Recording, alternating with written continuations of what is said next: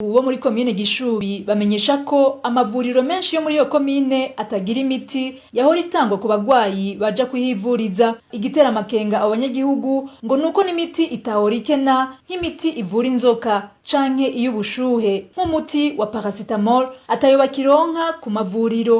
Aha muri CDS Mahonda, Buraza, Butezi n'ahandi na Buriza nta miti ihari, ntitubona icabaye. Aho uhasigaye ugenda ku mavuriro ukabura umuti kanaka, iyo kare vyarashika mugabo naho birarenze, aho na paracetamol ushobora kuyibura, ibuprofene nturonke, amoxicilline nturonke, eka n'ibindi vyose ry'ama diclofenac suppositoire n'ibindi ugasanga ntagiranamba. Aho usanga abaganga bicaye nabo nyene bakubwira bati twe nitubona ico turiko turakora tudashobora kwakira umuntu ngo tumuvure tumuhe imiti itegekanijwe. Mu gihe abaganga baca babwira abagwayi kuja kugura imiti muri farumasi, abo banyagihugu bavuga ko bitaborohereza na gato kuko ibiciro vy'imiti biri hejuru cane, bakabona ko iryo kena ry'imiti rizogira ingaruka zitari nke ku magara y'abantu.